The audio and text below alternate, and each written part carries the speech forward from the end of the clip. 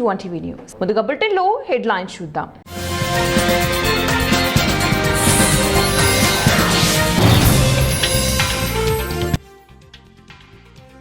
యూనస్ ప్రభుత్వాన్ని కూలదోయండి, బంగ్లాదేశ్ ప్రజలకు షేక్ హసీనా పిలుపు.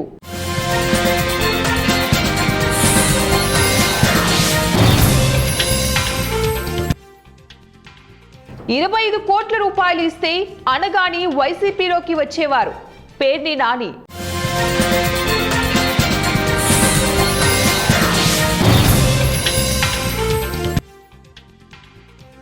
భారత్ ది డెడ్ ఎకానమీ, ప్రధాని మోదీదే బాధ్యత, రాహుల్ గాంధీ విమర్శలు. బంగ్లాదేశ్ ఎన్నికల వేళ ఆ దేశ మాజీ ప్రధానమంత్రి షేక్ హసీనా ప్రజలకు సంచలన పిలుపునిచ్చారు. ఆగస్టు 2024లో చెలరేగిన హింసాత్మక నిరసనల తర్వాత భారతదేశంలో తలదాచుకుంటున్న హసీనా శనివారం ఆడియో సందేశం ద్వారా బంగ్లాదేశ్ ప్రస్తుతం బీభత్స యుగంలోకి ప్రవేశించిందని, దేశాన్ని కాపాడుకోవడానికి మొహమ్మద్ యూనస్ నేతృత్వంలోని తోలుబొమ్మ ప్రభుత్వాన్ని కూలదోయాలని ఆమె ప్రజలకు పిలుపునిచ్చారు. మంత్రి అనగాని సత్యప్రసాద్ పై మాజీ మంత్రి పేర్ని నాని ఆగ్రహం వ్యక్తం చేశారు. పాస్ పుస్తకాల విషయంలో మాజీ సీఎం జగన్మోహన్ రెడ్డిపై మంత్రి అనగాని చేసిన వ్యాఖ్యలపై ఆయన స్పందించారు. విజయవాడలో మీడియాతో మాట్లాడుతూ అనగాని సత్యప్రసాద్ మంత్రిగా ఉండటం తమ కర్మ అని విమర్శించారు. మంత్రి హోదాలో యోగ్యుడిగా అనగాని ప్రవర్తించాలన్నారు. మంత్రి అనగాని సంస్కారం మరచి మాట్లాడుతున్నారని అన్నారు. జగన్ పై అవాకులు చవాకులు పేలుతున్నారని పేర్ని నాని మండిపడ్డారు. భారత ఆర్థిక వ్యవస్థ పరిస్థితి డెడ్ ఎకానమీ అంటూ కాంగ్రెస్ నేత రాహుల్ గాంధీ మరోసారి వ్యాఖ్యానించారు. భారత్ పై అమెరికా 50% సుంకాలు విధించడం, దేశంలో వస్త్ర పరిశ్రమను రక్షించడానికి కేంద్రం చర్యలు తీసుకోకపోవడం వంటి అంశాలపై ప్రభుత్వాన్ని ఆయన నిలదీశారు. భారత ఆర్థిక వ్యవస్థ దిగజారిపోవడానికి ప్రధానమంత్రి మోదీనేనని, పూర్తి బాధ్యత అని రాహుల్ గాంధీ విమర్శించారు. భారత ఉత్పత్తులపై అమెరికా 50% సుంకాలు విధించడం వస్త్ర పరిశ్రమను దారుణంగా దెబ్బతీసింది. ఫ్యాక్టరీలు మూతపడ్డాయి, ఉద్యోగాలు పోయాయి, ఆర్డర్లు తగ్గిపోయాయి. ఈ పరిస్థితుల వల్ల మన ఆర్థిక వ్యవస్థ డెడ్ ఎకానమీగా మారుతుంది. 4.5 కోట్ల ఉద్యోగాలు, లక్షల వ్యాపారులు సందిగ్ధంలో పడినా ప్రధాని మోదీ స్పందించడం లేదు. సుంకాల గురించి కనీసం మాట్లాడడం లేదు. మోదీజీ, దీనికి పూర్తి బాధ్యత మీదే, దయచేసి దీని మీద దృష్టి పెట్టండి అని రాహుల్ గాంధీ ట్వీట్ చేశారు. ఆంధ్రప్రదేశ్ ప్రభుత్వ మరియు జిల్లా కలెక్టర్ వారి ఆదేశాల మేరకు బద్వేలు మున్సిపాలిటీ పరిధిలో ఆర్టీఓ చంద్రమోహన్ ఆధ్వర్యంలో జిల్లా పరిషత్ బాలుర ఉన్నత పాఠశాలలో జీరో గ్యాప్ శానిటేషన్ ఆంధ్ర కార్యక్రమాన్ని నిర్వహించారు. కార్యక్రమానికి ముఖ్య అతిథులుగా municipal commissioner Narasimha Reddy, Telugu Desam party యువ నాయకుడు రితీష్ కుమార్ రెడ్డి, పోలీసులు మరియు ఇతర ప్రభుత్వ శాఖ అధికారులు పాల్గొన్నారు. పాఠశాల ఆవరణం నుంచి 4 రోడ్ల కూడలి వరకు ర్యాలీగా వచ్చి అక్కడ మానవహారంగా ఏర్పడి ప్రతిజ్ఞ కార్యక్రమాన్ని నిర్వహించారు. ఈ సందర్భంగా వారు మాట్లాడుతూ ప్రతి ఒక్కరూ మన చుట్టూ పరిసరాలను పరిశుభ్రంగా ఉంచుకోవాలని కోరారు. అలాంటి గ్రామాల్లో ఏమన్నా అవేర్నెస్ మనము ఈ బాధ్యత అధికారులు యంత్రాంగం కార్యక్రమంలో భాగంగా ప్రతి నెల ఒక శనివారం మనం ఈ కార్యక్రమాన్ని నిర్వహిస్తున్నాం. అందులో భాగంగా ఈరోజు నిర్వహించే కార్యక్రమంలో గ్యాప్ శానిటేషన్ అంటే విరివిగా మురుగుదొడ్లు వాడాలా, ఎవరు కూడా ఓపెన్ డెఫికేషన్ బహిరంగ మలమూత్ర విసర్జన చేయకూడదు. సో ఉన్నటువంటి టాయిలెట్స్ ప్రతి ఒక్కరు వ్యక్తిగత మురుగుదొడ్డి ఉపయోగించాలి. అలాగే కమ్యూనల్ ఏవైతే స్కూల్స్, కాలేజెస్, పబ్లిక్ టాయిలెట్స్ ఏవైతే ఉన్నాయో వాటినన్నింటినీ కూడా పరిశుభ్రంగా ఉంచుతూ, సో మనం ఎందుకంటే పబ్లిక్ టాయిలెట్స్ జనరల్గా ఎక్కువగా అసంతృప్తికి గురవుతాయి. ఎందుకంటే మన ఇంట్లోనే ఒక టాయిలెట్ ఉంటే చాలా ఇదిగా ఉంటుంది కాబట్టి అక్కడ ఎక్కువ మంది యూజ్ చేస్తారు కాబట్టి డెఫినెట్గా టాయిలెట్స్ని పరిశుభ్రంగా ఉంచుతూ ప్రజల యొక్క ఆరోగ్యాన్ని కాపాడుకోవాలనే కార్యక్రమం ఈరోజు. సో ఇదందరూ కూడా అవగాహన చేసుకొని ఈ కార్యక్రమాన్ని దిగ్విజయం చేస్తారని ఆశిస్తున్నాను. Thank you. వాళ్ళని ఇల్లు కట్టుకోవాలని ముందు ఆలోచన ఉంది, కానీ టాయిలెట్ కట్టుకోవడం ముందంటే వాళ్ళు కట్టట్లేదు. అందుకే నేను అక్కడ ఉన్న లోకల్ నాయకులు కానీ వెళ్ళి చేసి కొన్ని టాయిలెట్స్ మనం కట్టించి వాళ్ళకి వాడే విధానం తీసుకుని రావాలి. పల్లెల వాతావరణం ఉంది చుట్టుపక్కల, అది ఇంకా రాలేదు. మనం కూడా మొన్న కానీ మనము ఈ డిసీజెస్ దాంట్లో హాస్పిటల్స్లో వచ్చింటే ఎక్కువ నువ్వు అన్నట్టే లక్ష్మీపాలెం నుంచి ఎక్కువ వచ్చినాయి. అంటే మనం అక్కడ ఉన్న వాళ్ళ వల్ల నీరు కానీ అన్నీ కానీ కలుషితం అవుతుంది. అందుకే మేము కూడా మీరు చెప్పిన విధానంగా మేము కూడా విజిట్ వెళ్తాం. 1-2 సార్లు స్టూడెంట్స్ కానీ వాలంటీర్స్ కానీ మీరు కానీ కొంచెం ప్రజల్ని చైతన్యపరచండి. ఎన్నిసార్లు పదే కంటిన్యూస్గా మనం ఫ్లో అయితే వాళ్ళు ఇవ్వాలి. ఈరోజు ఆంధ్రప్రదేశ్ ప్రభుత్వం ప్రతిష్టాత్మకంగా స్వచ్ఛాంధ్ర స్వర్ణాంధ్ర ప్రదేశ్గా తీర్చిదిద్దామనేసి మన ముఖ్యమంత్రి చంద్రబాబు నాయుడు గారి ఆదేశాల మేరకు 3వ శనివారం ఖచ్చితంగా ప్రజల్లో ఈ కార్యక్రమం చేసేదానికి ముఖ్య ఉద్దేశం ఏంటంటే చైతన్యపరచడం. ఎందుకంటే ఈరోజు ప్రజాప్రతినిధులు కానీ అధికారులు కానీ ఇక్కడ వచ్చిన సిబ్బంది కానీ యంత్రాంగం కదిలి వచ్చింది. ఎందుకంటే మీ మీడియా మిత్రుల ద్వారా కానీ మన ప్రాంతం బాగుండాలి. మనము కేవలం సంక్షేమం అభివృద్ధితో పాటు ఈరోజు కల్చర్ కూడా మారాలి. ఎందుకంటే మనం ఉన్న ప్రాంతంలో ఈరోజు మరుగుదొడ్లు కానీ ఇవి కానీ క్లీన్లు కానీ శానిటేషన్ కానీ క్లెన్లీనెస్ కానీ లేకపోతే దీని నుంచి ఆరోగ్య పరిస్థితి మెరుగు చేసుకోవాలి. వీటి నుంచి ఎక్కడంటే అక్కడ మనం పల్లెల్లో కానీ ఇక్కడ కానీ వాతావరణం మెల్లగా మారాల్సిన చైతన్యం తేవాల్సిన అవకాశం తేవాలి. అందుకే ఈరోజు మేము ఈ కార్యక్రమం చేపట్టడంలో మరుగుదొడ్లు అనే క్లీనింగ్ గురించి కానీ వీటి గురించి కానీ క్యాంపెయిన్ చేసినాం. ఈ క్యాంపెయిన్లో మనందరం తీసుకెళ్లాల్సిన ప్రజల్లో ఎక్కడైనా టాయిలెట్ లేదంటే అది సొంత ఇంట్లో కట్టుకునేదాన్ని గతంలో కూడా మనం ఎన్నో టాయిలెట్ శాంక్షన్ చేసాం. ఇప్పుడు కూడా గ్యాప్గా మనం ప్రతి ఇంటి సర్వే చేసి వాటికి ఎక్కడైనా లేని వాళ్ళందరికీ టాయిలెట్ కట్టించుకోవడానికి ప్రభుత్వం దానికి సాయం చేస్తుంది అనేది మనం తెలియజేస్తున్నాం. దీంతోపాటు కమ్యూనిటీ టాయిలెట్స్ ఎన్నైనా మనం ఇప్పుడు ఈరోజు చూస్తే కమ్యూనిటీ టాయిలెట్స్ మనం ఒక గుడి కానీ బడి కానీ లేకపోతే ఇక్కడ మెయిన్ రోడ్లో కానీ మనం ఎన్నైనా టాయిలెట్స్ మనం green Andhra corporation Swachh Andhra corporation నుంచి అప్లై చేసి ఈ మధ్యలోనే కమిషనర్ గారు కూడా చెప్పారు మనం ఎన్నైనా గ్యాప్ ఫండింగ్ చూసుకొని వాటికి అప్లై చేస్తున్నాం, శాంక్షన్ చేస్తున్నారు. వీటిని త్వరలో కట్టిస్తాం. కట్టించినాక ఒక ఎత్తు ఇన్ఫ్రాస్ట్రక్చర్ మనం గవర్నమెంట్ తేవడం, కానీ పరిశుభ్రంగా ఉండాలనేది అది మన భావ్యం, మన రెస్పాన్సిబిలిటీ. మనం చేయాల్సిన అవసరం ఉంది. మన బాధ్యతగా చూస్తేనే భవిష్యత్తు కోసం మనం మంచితనం చేస్తామనేది అందరం కోరుతున్నాం. అందుకే మీ అందరి ద్వారా కోరేది ఒకటే, మనం ప్రజల్లో చైతన్యం తీసుకొని రావాలా. అది చిన్నవాళ్ళు స్కూల్లో పిల్లల నుంచి నేర్పిస్తారు, అక్కడి నుంచి పెద్దవాళ్ళు కానీ అందరూ ఇది కానీ పాటిస్తే మనం ఖచ్చితంగా స్వచ్ఛాంధ్ర ప్రదేశ్గా మనం దీన్ని తీర్చిదిద్దగాలని నేను కోరుకుంటున్నాను. మీడియా మిత్రులకు అందరికీ నమస్కారం. ఈసారి స్కీమ్ దీని థీమ్ ఏమంటే శానిటేషన్లో గ్యాప్ రాకూడదు. మరి రాకుండా ఉండాలంటే దీంట్లో ముందు టాయిలెట్స్ బహిరంగ మలమూత్ర విసర్జన అనేది ఎక్కడా జరగకూడదు. మరి అది జరగకుండా ఉంటే సగం శానిటేషన్ కంట్రోల్ అయిపోతుంది. అందు గురించి మనం ప్రభుత్వం ఉచితంగా ఇండివిజువల్ టాయిలెట్లు కూడా మంజూరు చేసింది. మన బద్వేలపట్నంలో కూడా 404 మందిని గుర్తించి టాయిలెట్లు ఎవరైతే లేవో వాళ్ళని గుర్తించడం జరిగింది. వాళ్ళన్నీ కూడా కన్స్ట్రక్షన్ మొదలు పెడతాం. అంతేకాకుండా ఆదోని జిల్లాగా ప్రకటించాలని డిమాండ్ చేస్తూ నేడు ఆదోని పరిధిలోని ఎమిగనూరు, మంత్రాలయం, పత్తికొండ, ఆలూరు నియోజకవర్గాలలో జేఏసీ నేతలు బంద్కు పిలుపునిచ్చారు. బంద్లో భాగంగా ఎమిగనూరు ఆర్టీసీ డిపో ముందు బస్సులు బయటకు రాకుండా జేఏసీ నేతలు ఆందోళన చేపట్టడంతో ఉద్రిక్త వాతావరణం నెలకొంది. వెంటనే పోలీసులు చేరుకుని జేఏసీ నేతలను అరెస్టు చేసి స్టేషన్ కు తరలించారు. అనంతరం జేఏసీ నేతలు మాట్లాడుతూ ఆదోని జిల్లాగా ప్రకటిస్తే పశ్చిమ ప్రాంతంలో మెరుగైన వైద్య, విద్య, సాగు, త్రాగునీటి పరిశ్రమలు అందుబాటులోకి వస్తాయన్నారు. రాష్ట్ర ప్రభుత్వం తక్షణమే ఆదోనిని జిల్లాగా ప్రకటించాలని, పశ్చిమ ప్రాంతంలోని ఆర్డీఎస్కు కుడి కాలువ, గుండ్రేవుల, వేదావతి ప్రాజెక్టులను పూర్తి చేసి అభివృద్ధికి తోడ్పాటునివ్వాలన్నారు. 24వ తేదీ జనవరిన బంద్కు పిలుపునిచ్చింది. ఈ యొక్క బంద్ ప్రధాన ఉద్దేశం ఏంటంటే రాయలసీమ పశ్చిమ ప్రాంతంలో ఉన్నటువంటి ప్రజలకు విద్యా, వైద్యం, అక్షరాస్యత, అదేవిధంగా తాగునీరు, సాగునీరు లాంటి వేదవతి, గుండ్రేవుల, సమాంతర కాలువ, ఆర్డీఎస్ కుడికాలు లాంటి ప్రధాన ప్రాజెక్టులను పూర్తి చేయాలని, అదేవిధంగా పరిపాలన వికేంద్రీకరణ చేస్తూ రాష్ట్ర ప్రభుత్వం మాకు వైద్యానికి కానీ పరిపాలనకు కానీ దాదాపు ఇక్కడి నుంచి 150 కిలోమీటర్ల దూరం ఉన్నటువంటి కర్నూలు జిల్లాకు, కర్నూలు పట్టణానికి వెళ్ళవలసిన పరిస్థితి ఏర్పడ్డది. ఇక్కడున్న ప్రధాన రహదారులు లేకపోవడం వల్ల ప్రజలు అనేక రకమైనటువంటి ఇబ్బందులను కూడా ఎదుర్కొంటా ఉన్నారు. కాబట్టి వైద్యానికి అత్యంత క్రిటికల్ కేర్ ఉన్నటువంటి పరిస్థితులు ఈ ఏరియాలో ఎక్కడ లేవు. దాదాపు అత్యంత క్రిటికల్ కేర్ పరిస్థితులు ఉన్నప్పుడు కూడా కర్నూలు పట్టణానికి వెళ్ళవలసి వస్తుంది. కాబట్టి వీటన్నిటిని దృష్టిలో ఉంచుకొని రాష్ట్ర ప్రభుత్వం ఆదోని జిల్లా కేంద్రంగా ఏర్పాటు చేయాలని ప్రజా సంఘాలుగా ఆదోని జిల్లా జేఏసీగా డిమాండ్ చేస్తూ ఉన్నాం.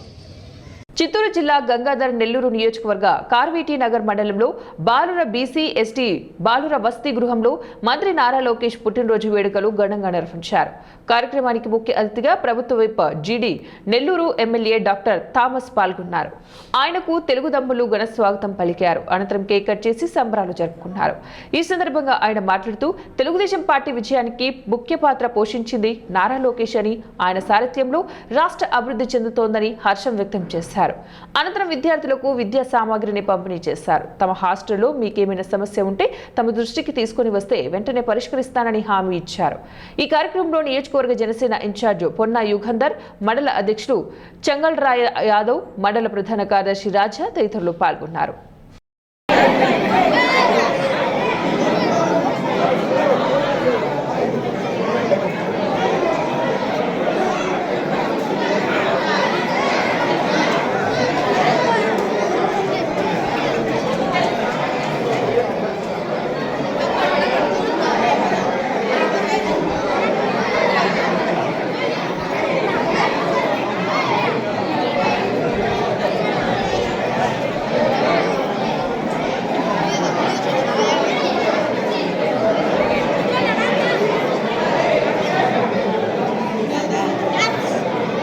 వైఎస్ఆర్ కాంగ్రెస్ పార్టీని గ్రామ స్థాయి నుంచి మరింత బలోపేతం చేయాలని పార్టీ కర్నూలు జిల్లా అధ్యక్షుడు SP Mohan Reddy, party observer MLC కల్పలతారెడ్డిలు పిలుపునిచ్చారు. కర్నూలు జిల్లా ఎమిగనూరులో వైఎస్ఆర్సీపీ సమన్వయకర్త ఎర్రకోట రాజీవ్ రెడ్డి ఆధ్వర్యంలో నియోజకవర్గ విస్తృత స్థాయి సమావేశాన్ని నిర్వహించారు. ఈ సందర్భంగా వారు మాట్లాడుతూ క్షేత్రస్థాయిలో పరిశ్రమ చేయాలంటే అందరూ సమన్వయంతో క్రమశిక్షణతో పనిచేయాలని స్పష్టం చేశారు. పార్టీ బలోపేతానికి గ్రామ కమిటీల ఏర్పాటు అత్యంత కీలకమని, గ్రామ స్థాయిలో బలమైన నిర్మాణం ఉంటేనే పార్టీకి ప్రజల్లో విశ్వసనీయత మరింత పెరుగుతోందన్నారు. నియోజకవర్గ నాయకులు కార్యకర్తలకు దిశానిర్దేశం చేస్తూ నిబద్ధత కలిగిన కార్యకర్తలకు గ్రామ కమిటీల్లో ప్రాధాన్యత ఇవ్వాలని సూచించారు. ప్రభుత్వ వైఫల్యాలను ప్రజల్లోకి తీసుకుని వెళ్లి ప్రజల పక్షాన నిలబడి పోరాడే నాయకత్వాన్ని గ్రామ స్థాయిలో సిద్ధం చేయాలని పిలుపునిచ్చారు.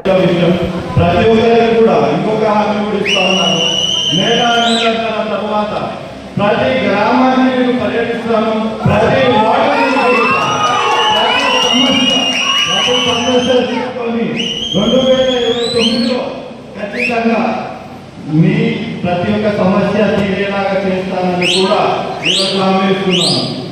ఈ అవకాశం ఇచ్చిన అందరికీ కూడా, అలాగే మా ఆహ్వానాన్ని మన్నించి వెంటనే ఆరోగ్యం బాగాలేకపోయినా కూడా ఎస్పీ మోహన్ రెడ్డి అన్న గారి ఇంత దూరం వచ్చినందుకు ఎంత నెగిటివ్ అయిందో ప్రజలందరూ కూడా చూస్తున్నారు. మరి ఈ విషయాలన్నింటినీ కూడా ఈ రోజు మనం ప్రతి గ్రామాలలో కమిటీలు ఏర్పడిన తర్వాత ప్రతి ఒక్కరు కూడా ప్రజల్లోకి తీసుకొని పోవాలి.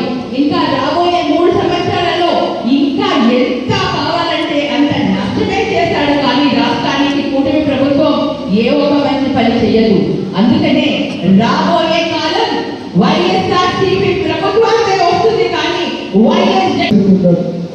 కానీ ప్రతి గ్రామంలో మీరు కమిటీ వేయాలంటే మీ గ్రామ కమిటీతో పాటు 7 అడ్వైజర్ విభాగాలు వేయాలి. ఒక్కొక్క విభాగంలో దాదాపు ఒక ప్రెసిడెంట్, ఒక వైస్ ప్రెసిడెంట్, 2 జనరల్ సెక్రటరీలు, 3 సెక్రటరీలు ఉంటారు. వాళ్ళందరినీ 7 విభాగాలు వేయాలి. ఒకటి మహిళా, రైతు విభాగం, తర్వాత యువత, అలాగే BC, SC, minority, social media విభాగం. ఇంకా మీకు ఎక్కువైతే పంచాయతీ విభాగం వేసుకోవచ్చు, ప్రచార విభాగం వేసుకోవచ్చు. ఇంకా మాకు ఎక్కువ పోస్టులు కావాలని వచ్చే వాళ్ళకు ఎన్ని విభాగాలైనా తెలుసుకుంటా పోవచ్చు. కాబట్టి దాదాపుగా 8,000 మంది మీ బయోడేటా మొత్తం కూడా ఇవ్వడం జరుగుతుంది. సమయం చాలా తక్కువగా ఉంది. కేవలం ఫిబ్రవరి 15 అంటే అదొక 15 రోజులు, ఇదొక 7 రోజులు, 22 రోజులు మాత్రమే ఉంది. మీరు అన్ని రాసుకొని వచ్చిన తర్వాత మొత్తం ఆ పర్టికులర్స్ అన్ని కూడా ఇక్కడ 10 మందిని ఏర్పాటు చేయడం జరిగింది. ప్రసిద్ధ పుణ్యక్షేత్రమైన కొండగట్టు శ్రీ ఆంజనేయ స్వామి ఆలయంలో అర్చకులు ధర్నాకు దిగడంతో దర్శన వ్యవస్థ తీవ్రంగా దెబ్బతింది. క్యూ లైన్లలో వేలాది మంది భక్తులు నిలిచిపోగా చివరకు అర్చకులు లేకుండానే స్వామి దర్శనం చేసుకుని పలువురు భక్తులు వెనుదిరిగారు. ఈ ఘటనకు నేపథ్యంగా ఆంధ్రప్రదేశ్ మంత్రి నారా లోకేష్ జన్మదిన సందర్భంగా తెలంగాణ టీడీపీ రాష్ట్ర అధ్యక్షుడు పొగాకు జయరాం చందర్ కొండగట్టు అంజనను దర్శించుకుని ప్రత్యేక పూజలు నిర్వహించారు. అయితే ఈ సందర్భంగా అంతమందిని లోపలికి ఎవరు పంపించారు? ఎందుకు ప్రత్యేక పూజలు చేశారు అంటూ ఆలయ ఈవో అర్చకులపై నోటికి వచ్చినట్లు దూషించారని ఆరోపిస్తూ అర్చక బృందం ఆందోళనకు దిగింది. తమను అవమానకరంగా మాట్లాడటం, విధి నిర్వహణలో అడ్డంకులు సృష్టించడం సహించబోమని అర్చకులు స్పష్టం చేశారు. ఆలయ పరిపాలన తీరుపై నిరసనగా విధులు నిర్వహిస్తూ బహిష్కరిస్తూ ధర్నా చేపట్టడంతో దర్శనాలు నిలిచిపోయాయి. అర్చకులు ఆందోళనతో ఆలయ పరిసరాల్లో ఉద్రిక్తత వాతావరణం నెలకొంది. భక్తులు తీవ్ర అసౌకర్యానికి గురవుతూ ఉండటంతో వెంటనే సమస్యను పరిష్కరించాలని భక్తజనం, స్థానికులు, దేవాదాయ శాఖ అధికారులను కోరుతున్నారు. పరిస్థితిపై సమాచారం అందుకున్న అధికారులు అర్చకులతో చర్చలు జరిపే ప్రయత్నాలు ప్రారంభించినట్టు తెలుస్తోంది. అయితే సమస్యకు తక్షణ పరిష్కారం లభించకపోతే ఆందోళన మరింత ఉధృతమయ్యే అవకాశం ఉందని సమాచారం. ఆంజనేయాయ మంగళం. ఇది ప్రముఖ పుణ్యక్షేత్రం, తెలంగాణలో ప్రసిద్ధ పుణ్యక్షేత్రం కొండగట్ట ఆంజనేయ స్వామి క్షేత్రం. ఈ క్షేత్రంలో ఈరోజు కొంచెం బాధాకరమైన విషయం ఏంటంటే అర్చకులందరూ కూడా 3 నెలల నుంచి చాలా మానసిక వేదతో ఉన్నారు. ఈరోజు అనుకోకుండా పెళ్ళు పిలికినటువంటి వ్యధ. ఈవో గారు దర్శనానికి వచ్చినప్పుడు మన ఎమ్మెల్యే గారు చెప్పినటువంటి వ్యక్తులు కాస్త తెలుగుదేశంకు సంబంధించినటువంటి వారు ఆంధ్ర నుంచి రావటం, నారా లోకేష్ గారి యొక్క బర్త్డే సందర్భంగా పూజలు చేయడం జరిగింది. టెంపుల్ సూపరింటెండెంట్ గారు చెప్పడం, ఎమ్మెల్యే గారు ఫోన్ చేయడం ద్వారా వాళ్ళకు బ్రహ్మాండంగా దర్శనం చేయించే బాధ్యత మాది. దర్శనం చేయించి ఉన్నాం. దర్శనం చేయించిన తర్వాత ఈవో గారు వచ్చి మీరు దేవాలయంలో రాజకీయం చేస్తున్నారు అని రకరకాలైనటువంటి పదజాలంతో మాట్లాడారు. నాకు సంబంధం లేదండి, వాళ్ళంతా దర్శనానికి పంపించిన వాళ్ళు మీ సిబ్బంది, అర్చకులకు సంబంధం లేదని చెప్పాం. అయితే ఎందుకంటే మేము ఇటీవలనే మనకు తెలుసు పవన్ కళ్యాణ్ గారు వచ్చి టీటీడీ తరఫున మనకు రూములు శాంక్షన్ చేయడం జరిగింది. కొంచెం విలువ ఇచ్చాము అంతే వారికి. అంటే 10 నిమిషాలు చేయించవలసిన పూజ ఇంకో 2 నిమిషాలు ఎక్కువ చేయించాము అంతే తప్ప మేము చేసింది ఏం లేదు. పంపించిన వాళ్ళు సిబ్బంది. అయినప్పటికీ కూడా ఈవో గారు కాస్త కోపానికి రావటం, అర్చకులందరినీ మీద దురుసుగా ప్రవర్తించడం, ఏమన్నంటే సస్పెండ్ చేస్తానటం, బ్లాక్మెయిల్ చేయటం, ఎవరన్నా 5ో 10ో ఇస్తే దాన్ని పట్టుకొని కాగితాలు ఇవ్వటం గత చాలా రోజుల నుంచి వస్తుంది. ఈ విషయం మేము ఎమ్మెల్యే గారి దృష్టి కూడా తీసుకువెళ్ళడం జరిగింది, మంత్రి గారు చెప్పడం జరిగింది. సరే ఏది ఏమైనప్పటికీ కూడా ఈరోజు మేమంతా విధులు బహిష్కరించాం. తర్వాతగా ఎమ్మెల్యే గారు ఫోన్లో మాట్లాడారు, మా సర్పంచ్ గారు ఉన్నారు, అదే మా సీఏ గారు ఉన్నారు. వాళ్ళు వచ్చి మధ్యవర్తిత్వం చేసి మేము తప్పకుండా మీ యొక్క సమస్యను పరిష్కరిస్తామని చెప్పడం ద్వారా భక్తులకు ఇబ్బంది చేయొద్దు కనుక మేమంతా ప్రభుత్వ ఉద్యోగులమే కాదు, ఈ దేవాలయంలో పనిచేస్తున్న వంశపారంపర్య అర్చకులము, అంతేకాదు ఆలయ అనువంశిక అర్చకులం. ఈ యొక్క దేవాలయానికి స్థాపితాన్ని కూడా మా యొక్క పూర్వీకుల నుంచే వచ్చింది. మేము ట్రస్టీలమండి. దాంతోపాటు వంశపారంపర్య అర్చకులం. మేము ఈ 8 నెలల నుంచి కూడా ఇట్లాంటివి చేయకూడదని అనుకున్నాం. ఎందుకంటే దేవస్థానం యొక్క పరువు కాపాడాలి, భక్తుల యొక్క మనోభావాలను దెబ్బతీయొద్దనే ఉద్దేశంతో ఉన్నాం. కానీ అర్చకుడు రోడ్డు మీదకి వచ్చిందంటే అది ఏ స్థితిలో వచ్చి ఉంటాడో మీరే అందరూ కూడా చేసుకోవాలి. దీని ద్వారా భక్తులకు ఏమైనా ఇబ్బంది చేస్తుంటే కూడా క్షమించాల్సిందిగా కోరుతున్నాం. ప్రభుత్వానికి కూడా మేము 2 చేతులు జోడించి విన్నపం చేస్తున్నాం. కాస్త అర్చకులకు విలువ, గౌరవం, మర్యాద ఉండే విధంగా అధికారులు తీర్చిదిద్దాలి. మా యొక్క ఆలయ ఆచార సాంప్రదాయాల్లో కూడా అధికారులు కూడా జోక్యం తీసుకోవద్దని కూడా 2 చేతులు జోడించి మా అర్చకులందరి తరఫున కూడా మేము కోరుతున్నాము. జై శ్రీరామ్, జై హనుమాన్. ఇందులో పాల్గొన్నటువంటి మా యొక్క సర్పంచ్ గారికి కానివ్వండి, ఎమ్మెల్యే గారికి కానివ్వండి, అందరికీ కూడా కృతజ్ఞతలు తెలియజేస్తున్నాం. నాకు కావాల్సింది ఏమీ లేదండి, అర్చకుల యొక్క మనోభావాలు, దేవాలయ ఆచార సాంప్రదాయం ఇక్కడే కాదు ప్రతి దేవాలయంలో కూడా సక్రమంగా జరిగితేనే రాష్ట్రం అభివృద్ధి చెందుతుంది, రాజుకు క్షేమం ఉంటుంది, ప్రభుత్వానికి క్షేమం ఉంటుంది, లోకానికి క్షేమం ఉంటుంది. కాబట్టి ఇది హిందూ యొక్క సామ్రాజ్యంలో అత్యంత సూక్ష్మమైనటువంటి విషయము. హిందువుల యొక్క మనోభావాలు కూడా చాలా చిన్నగా ఉంటాయి. ఆ మనోభావాలను గౌరవించవలసిన అధికారం అందరికీ, ప్రతి ఒక్క పౌరుడికి ఉందని చెప్పి విన్నపం చేస్తున్నాం. జై హనుమాన్, జై శ్రీరామ్.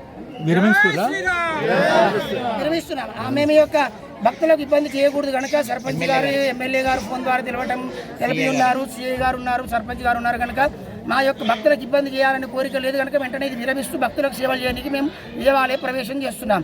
ఎందుకంటే ఇది మేము భక్తులను కాపాడుకుంటేనే దేవాలయాలు ఉంటాయి కనుక మళ్ళీ ఇట్లాంటివి కాకుండా చూడవలసిన బాధ్యత కూడా ప్రభుత్వం మీద ఉందని చెప్పి కోరుతున్నాం. మాకు మా ఎమ్మెల్యే గారు మాట ఇచ్చారు, సర్పంచ్ గారు మాట ఇచ్చారు కనుక భక్తులకు ఇబ్బంది చేయొద్దని మేము విధులకు చేరుతున్నాం. జై శ్రీరామ్, జై హనుమాన్.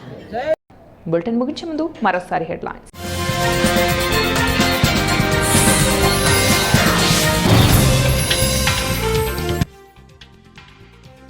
యూనస్ ప్రభుత్వాన్ని కూలదోయండి, బంగ్లాదేశ్ ప్రజలకు షేక్ హసీనా పిలుపు.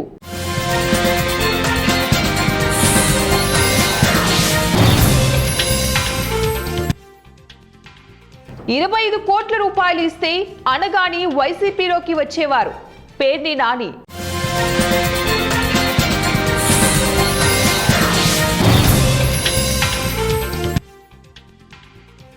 భారత్ ది డెడ్ ఎకానమీ, ప్రధాని మోదీదే బాధ్యత, రాహుల్ గాంధీ విమర్శలు.